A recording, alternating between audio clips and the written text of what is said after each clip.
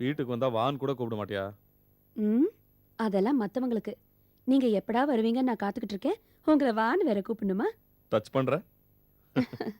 ஏன் லேட்டு? ஒரு சின்ன பிரச்சனை. அதுக்காக அலைஞ்சிட்டு இருக்கேன். சின்ன சின்னதா பிரச்சனை வருது. மனசு சோர்ந்து போகுது. ஆனா அப்பெல்லாம் மனசுல சட்டுன்னு ஒண்ணு நினைச்சா போதும். பட்டுன்னு மனசு லேசாயிடுது. சரளாங்கிற பேருக்கு அப்படி ஒரு பவர். இப்படி இல்ல. என்ன? இல்ல.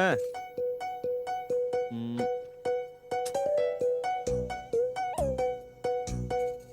ம்.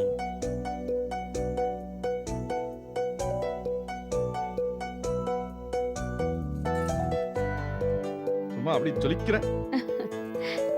சரி, என்ன சாப்பிடுறீங்க? இப்போ ஒண்ணும் வேணாம் சரளா. ஏன்? ஒரு அவசர வேலை இருக்கு. போணும். உங்க வேலையெல்லாம் தூக்கி குப்பையில போடுங்க. இன்னைக்கு பூரா நீங்க என் கூட தான் இருக்கணும். வாங்க. சொன்னா கேளு சரளா. வாங்கன்னு சொல்றேன்ல. ம். அப்படி இல்ல சரளா. எனக்கு இங்க இருக்கிறது தான் ரொம்ப பிடிக்கும். என்ன பண்றது? பண விஷயம்.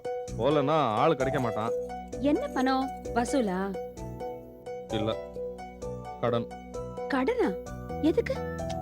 அதெல்லாம் உனக்கு எதுக்கு விடு. என் கஷ்டம் என்னோட போட்டோம். இதெல்லாம் உன்கிட்ட வேற சொல்லிட்டு. எதுக்காக என்ன இப்படி பிரிச்சு பேசுறீங்க? எதுவா இருந்தாலும் என்கிட்ட சொல்லுங்க.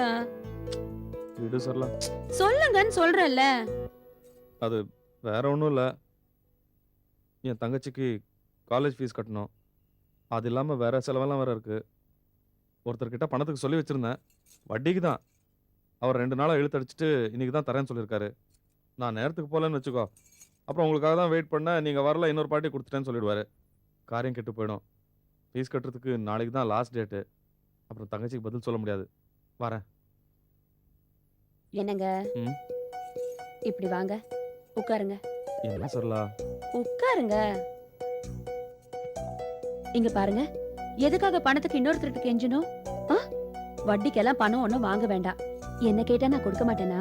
சரளா வேணாம் சரளா. அது தப்பு. நான் உன்னை ஏமாத்துற மாதிரி ஆயிடும். அப்படியெல்லாம் எதுவும் இல்லைங்க. நானா விருப்பப்பட்டு தானே கொடுக்கறேன். அது எப்படி தப்பாகும்? ம்? இல்ல சரளா, நீ என்ன சொன்னாலும் எனக்கு சங்கடமா தான் இருக்கு. இங்க பாருங்க. நான் என்ன வேத்து மனுஷியா? பேசாம இங்கேயே உட்காருங்க. சமையல் பண்றேன். சாப்பிட்டு இங்கே இருங்க. பணம் கொடுக்கறவன் போயிடுவானே. ம். விடிய விடிய ராமாயணம் கேட்டுட்டு கேக்குற கேள்விய பாரு. வட்டிக்கு பணம் வாங்குறதெல்லாம் தப்பு. எவ்வளவு பணம் வேணாலும் நான் கொடுக்கறேன். ம்?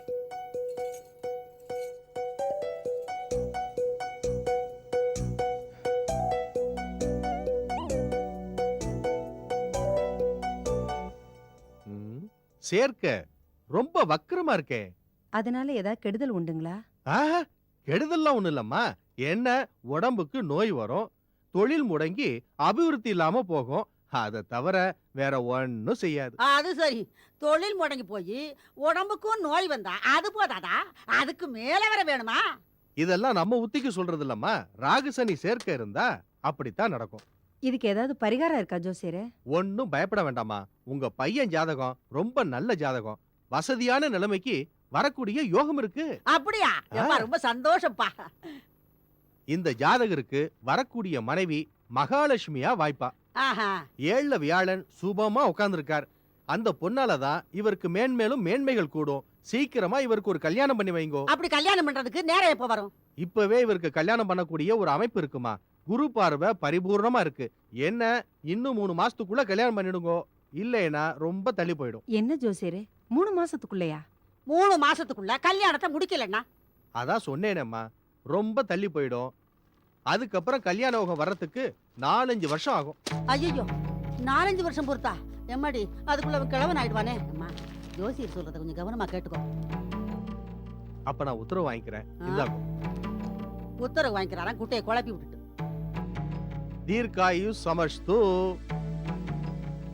ராசம், ஜோசியர் சொன்னதை கேட்டியா? உன் மகனுக்கு எப்படியாவது 3 மாசத்துக்குள்ள கல்யாண ஏற்பாட பண்ணிடு. எப்படி 3 மாசத்துக்குள்ள முடியும்? பொண்ணு பார்க்க வேணாமா? செலவு எவ்வளவு கிடக்கு? நம்ம கையிலயும் 4 காசு வேணும்ல. அடி என்னடி இவ புரியாதவளா இருக்கா? கல்யாணம்னு நீ ஆரம்பிச்சுட்டு வையே, ஒன்ன கேட்டு என்ன கேட்டா நடக்கும். அது பாட்டுக்கு தன்னால நடக்கும். நீ ஆரம்பி.